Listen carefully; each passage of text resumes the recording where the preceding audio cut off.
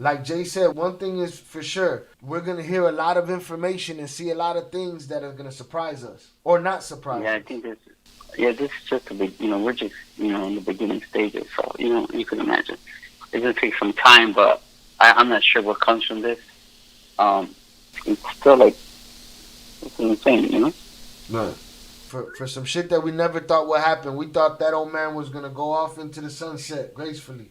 Yeah, I don't know what happens from here, but I guess my value in law enforcement experience just went up. Oh shit! Then I would tell you like this. you gonna I catch a would tell you raise? like I do think that it's crazy because it's like all these people that we talk about. Like sometimes take myself out of it, because it's not my life every day. I'm like, it's insane that my brother and I were involved in some of these historic type of events and meetings with these type of people, and where we're at today and where we're sitting and talk to you about it. It all comes back to the shy, literally, huh? No shit. Chris Burns says, Twin, you don't think Ivan sent his brother over with Mayo to make a deal? Mayo kids rolled on Chapo and got crazy deals. So now it's Mayo's turn to take the fall. That's 3.5 years in the feds after. That's 3 to 5 years in the feds after 40. Yeah, but for sure he didn't turn himself in. And I'm gonna tell you, that's probably one of the most outrageous, craziest stories you could ever think of. That they tricked them or kidnapped them and put them on the plane to work out a deal for Chapo's sons. And that's why he's probably already on bond. That's why they're showing that he's not in custody. They're showing that who's not in custody. Chapo's son. Oh. But him turning himself in would be crazy. Mayo turning himself in. Yeah. Yeah, so basically, like, he didn't turn himself in. It could have been, like, that he was supposedly tricked into jumping on a plane and then he landed in the U.S. Or he was forced. Right. So this is going to create lots of problems in Mexico for sure. Forced on the plane. Forced, put on, kidnapped, however, but they made it happen. Right. Some way or another, he got on that plane. Yeah, that's Chapo's sons, that little thing they put together, I will say, is, one of a kind, huh? What, their little faction? The Chapitos? Mm-hmm. It's a hell of a faction, huh? Like, when you start playing, like dirty, and that's, you imagine all the stuff they know of dirtiness in that type of world, you could come up with some real dirty ideas, right? They snatched up the man that people thought were untouchable, if that's the scenario. One way or the other, because people keep differentiating, right? Like, as far as I'm concerned, people are going to start, people who Mayo is their hero, they're already going to start the, we never believed he got caught, but he didn't get caught. He turned himself in, or they kidnapped him, or whatever. Caught is caught, bro. Oh, yeah, man. No, just so you know, it's just like, look, it's two different worlds, right? What's happening today, it's going to go down in history, right? Mm-hmm. And I know that, me and my brother sometimes would kind of use it to be like, I told you. I'm like, it's something that we already knew, right? Mm-hmm. It never bothered us for people to, say, oh, we're snitches, we're that, because it's not like I did it, I'll say it again. It was the most, legit or maybe, honorable or organization, and I didn't know none of the stuff I knew. Right. Would that have, changed my, basically decisions? I don't know, because I believe that my decision was made, because, I had a bigger calling, right? Mm. And, but I certainly think that started kind of, I guess, changing my thought and my ideas of, what was going to happen, right? Of, what I believed in. Mm. And, I got to see all these things firsthand. And to me, at that time, even though there was, the Cartel de los Sapos, the novela, mm-hmm. The Cartel de los Sapos was, I remember it was being bootleg. I have never heard of it. And they brought it to me right in the middle while we were cooperating. And said, you have to watch this novela. You know, it's about all the Colombians basically, you know, doing deals. And here I am, literally in the middle of cooperating. Okay? So of course I wanted to see it. And the minute I started kind of like seeing it, like I was into it. Right. You know, I didn't get to finish it off there. I was seeing a bootleg, but I got, you know, later on when I was in prison, I eventually got to see it. I wanted to channel the rerun. But even then, I wasn't like outspoken about, you know, my situation. But in my mind, I was like, I guess, you know, great minds do think alike.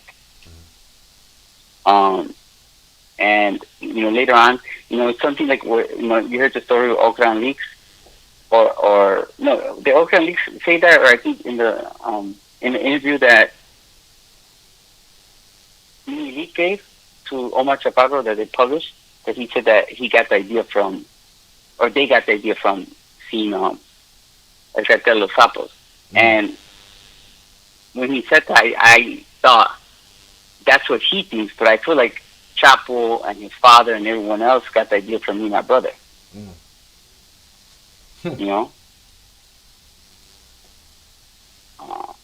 Because, you know, at that time, they were still asking if it was something we couldn't believe that, you know, we basically reached out to the government and decided to cooperate on our own. And turn Repeat that? That came through muffled. Say it again.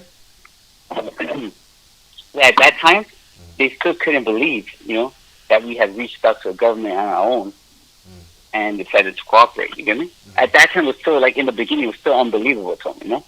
Like, to everyone. And them knowing the business and understanding that more than anyone, I believe that on those private conversations, they could have said, yeah, I don't blame them. And then later on, they brought it to their own sons, trying to get them to, you know, to do the same things, and the sons refused.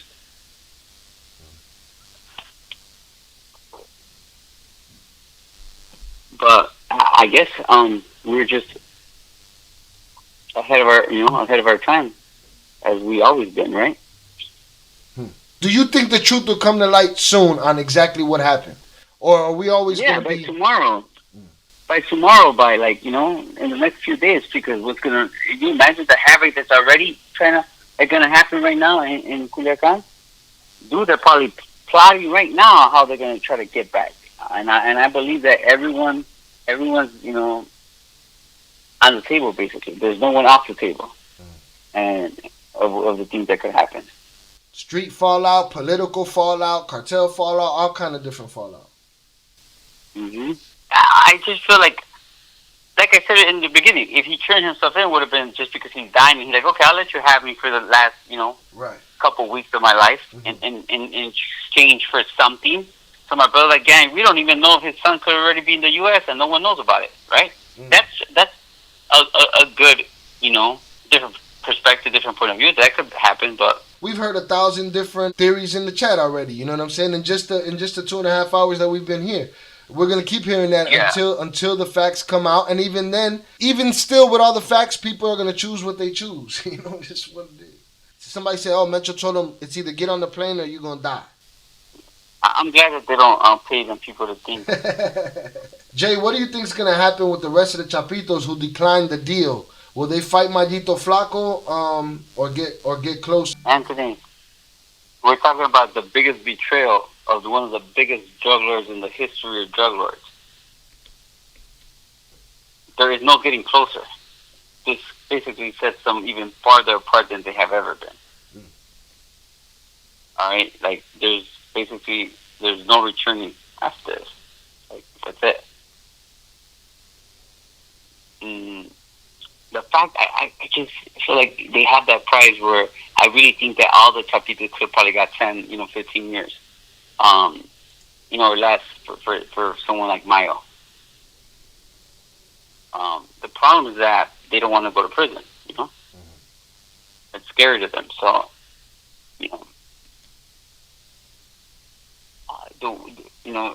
my thought would have been like they would have all turned themselves in, and said, "Here, we're going to give you him," and then we'll come in and turn ourselves in and do their time. That happens. It's going to be, I guess a watered down, right? Version of drug traffickers and cartel that, hopefully will change the perspective of the culture, right? Of what they think is this Scarface type of mentality. But and on the other side, it's just scary. All these people just that follow the culture all around the world, especially in the United States. They're just gonna say, "Oh yeah, dirty is in," Dirty is in. Shout out Blue Loke for the $4.99 super chat. He said, "Hey, Mr. Twin, don't let no MF call you a snitch, cause y'all laid the path for them to get out the game. Y'all just had to do more time, cause y'all was the first to do it." Yeah, I think that we basically trailblazers in that kind of sense, and people are gonna be like, "No, you weren't." In the Mexican side of it, right? Because, like I said, the Colombians were doing it. We're doing it for a long time. So it's again at that time. We're not looking to be trailblazers, but I will tell you this: as I'm talking to you now, and I'm seeing you be on live and seeing all these news reports, they're everywhere right now, right? I did really foresee that me and my brother, when we started cooperating, that when I said it before, that I thought that it was going to be like we're going to drop the atomic bomb on the Mexican drug cartel.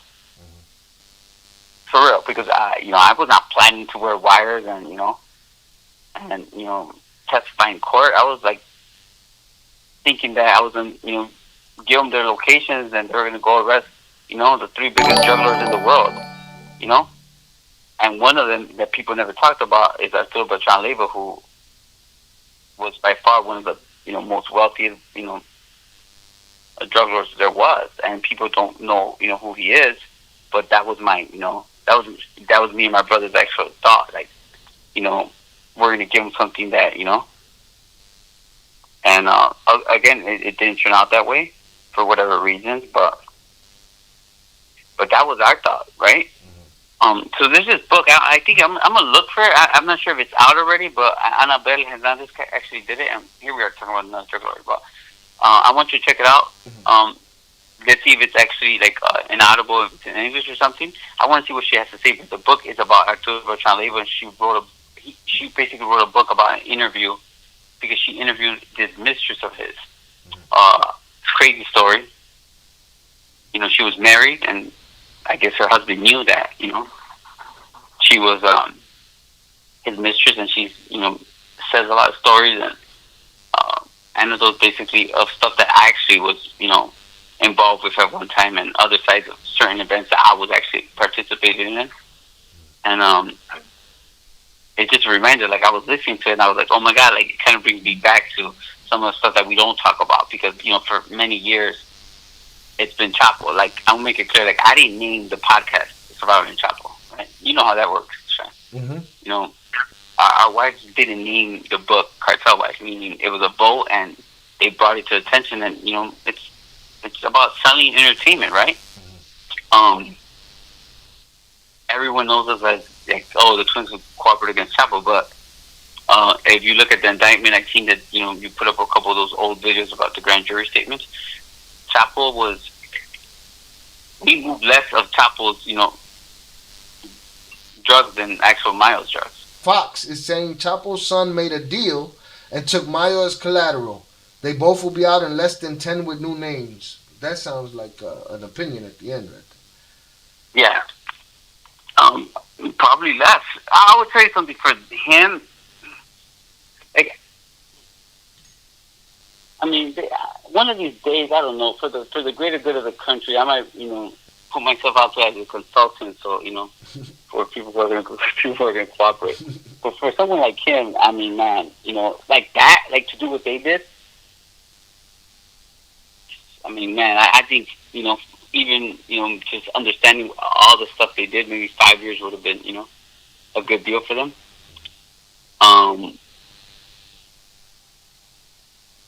But then again, you guys gotta understand these, even though we're talking about them right now, they're not like, they're the worst of the worst, right? When it comes to drugs, they'll probably kill anyone just because, they're having a bad day. But one thing's for sure, you take away that money, you take away, I guess that Mexico from them, and then they're basically, No one. Yeah. Right. It's like it's weird because people like I never felt that way. Like why I feel comfortable being able to walk free and do all that. It's because I never felt that way. I never thought that. I never considered myself to be like that. They're the ones that have the bigger issues. Right. I'm. Shout out Anthony for the $4.99 super chat. He said, under any circumstances would they allow the Zambada brothers to see their dad? Not sure about El Gordo, but Vicente is part of the program. I'm gonna teach you something, guys. No matter what, you guys gotta use your regardless of what you think, you can't be blind by common sense. The government can't stop you from seeing anyone. You know what I mean? Until he's found guilty, he has rights, for visits, he has rights for phone calls. For your father, for your loved ones, I mean, the program's not what you think, guys. There has expiration date, and at the end of the day, when you're someone like that, the government, it's in their best interest that, they see their family and stuff like that, and basically try to, I'm sure that the family will try to get them on Team USA, so, yeah, they're going to see their father. The only way they're going to see their father, how about that? Even just what's happening to him is going to allow them to see their father. Rumor is on U.S. side, through Los Chapitos guys, is Mayo's son was kidnapped and tortured till he convinced his pops to turn himself in. El Güero Moreno was there to make sure he turned himself in. Okay, but he's kind of saying the same thing. So, you're saying that Mayo's son, you're talking about Mayito Flaco? I mean, that's, again, right, that's possible. Right. That's possible because he's old, what he would do for his son. That's possible, right? I just don't see everything that. Here's the thing: I'm thinking him as like a father, but I'm also thinking of him like I know him, and he would be like, "Damn, too bad." You know what I'm saying? Like, what I'm saying, too bad because I don't know he would be able to trust him. Right. Y'all, I'll turn myself in. Y'all murk him anyway, slowly. Yeah, what I'm saying is like as a father, do I see him doing it? At his age, yeah, for his son, yeah. I don't know if I see his son asking him for that, No, it's possible, right? But I like that one better. Yeah, that one makes more sense to you. Salutes Albert Flores. so that one, here's someone that comes in the chat saying, let me tell you what I heard, but yeah, that one makes better sense because you have to be in those situations of being tied up for you to understand.